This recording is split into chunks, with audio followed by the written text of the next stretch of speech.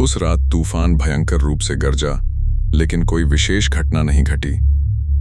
अगली सुबह हालांकि जब वे नाश्ते के लिए नीचे आए तो उन्होंने फर्श पर फिर से खून का भयानक दाग पाया।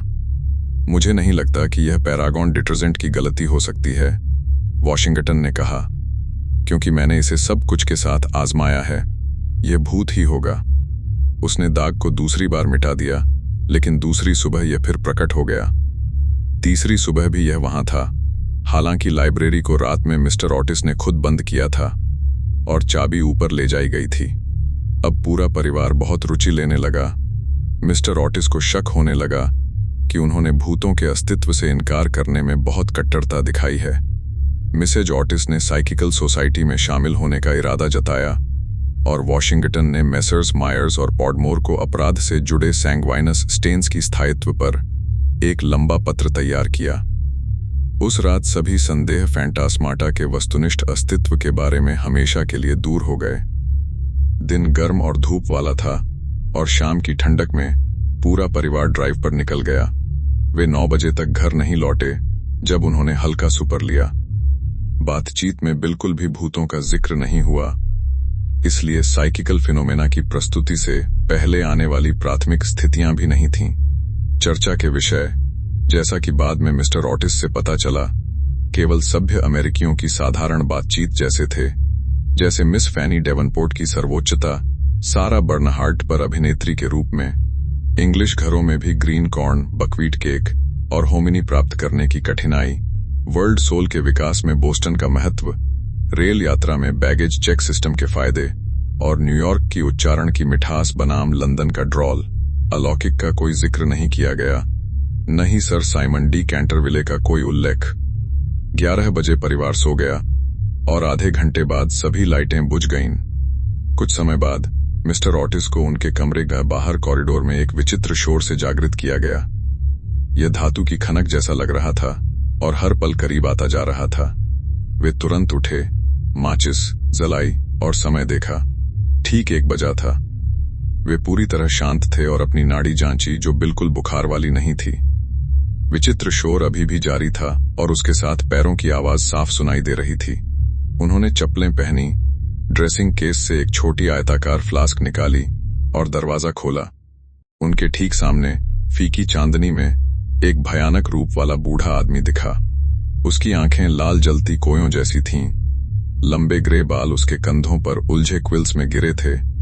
उसके पुराने कट के कपड़े गंदे और फटे हुए थे और उसके कलाई और टखनों से भारी मैनकल्स और जंग लगे जंजीरें लटक रही थीं। मेरे प्यारे सर, मिस्टर ऑटिस ने कहा, मुझे वाकई जोर देकर कहना पड़ेगा कि आप इन जंजीरों को तेल लगाए, और इसके लिए मैंने आपको तमनी राइजिंग सन लुब्रिकेटर की एक छोटी बोतल लाई है।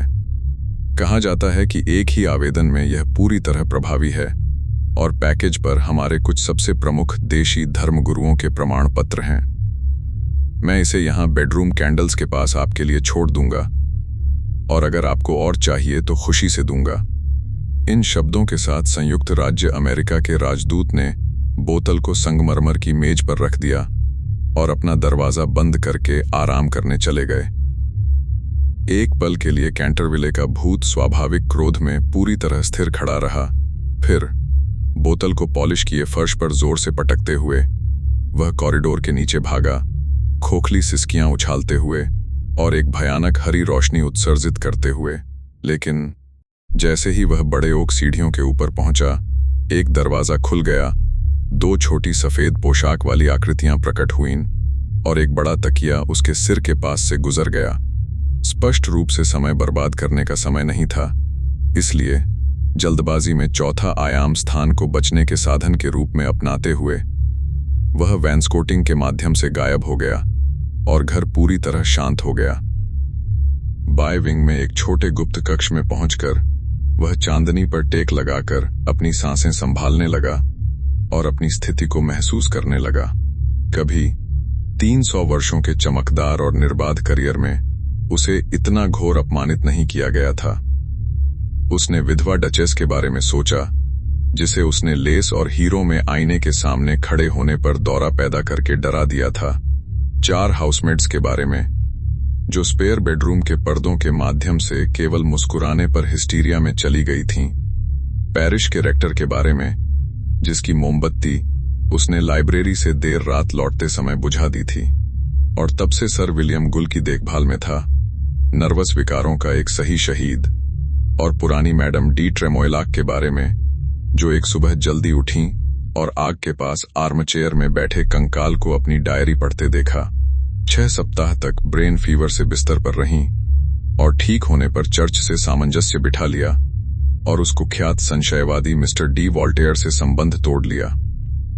उसने उस भयानक रात को याद किया जब दुष्ट लॉर्ड कैंटरविले को उनके ड्रेसिंग रूम में गला घोंटते पाया गया, डायमंड्स का नौवेज आधा गले में अटका हुआ, और मरने से ठीक पहले कबूल किया कि उन्होंने क्रॉकफोर्ड्स में उस कार्ड से चार्ल्स जेम्स फॉक्स को 50,000 पाउंड की धोखा दिया था और कसम खाई कि भूत ने उन्हें इसे निगलने पर मजबूर किया। उसके सभी महान उपलब्धियां फिर से याद आईं। बटलर से जो पेंट्री में खुद को गोली मार लेता था क्योंकि उसने खिड़की के पेन पर हरी हाथ टैपिंग देखा था, से लेकर सुंदर लेडी स्टटफील्ड तक, जो हमेशा अपनी सफेद त्वचा पर जले 5 उंगलियों के निशान को छिपाने के लिए काले वेलवेट बैंड पहनती थीं और अंत में किंग्स वॉक के अंत में कार्प पॉन्ड में डूब गईं। सच्चे कलाकार के उत्साही अहंकार के साथ उसने अपनी सबसे प्रसिद्ध प्रस्तुतियों पर विचार किया और कड़वी मुस्कान के साथ याद किया अपनी आखिरी उपस्थिति रेड रूबेन या द स्ट्रैंगल्ड बेब के रूप में, अपना डेब्यू गॉन्ट गिबियन the blood sucker of Bexley Moor के रूप में, और एक सुंदर जून शाम को लॉन टेनिस ग्राउंड पर अपनी अपनी हड्डियों से 9 पिन खेलकर जो फ्यूरोर पैदा किया था।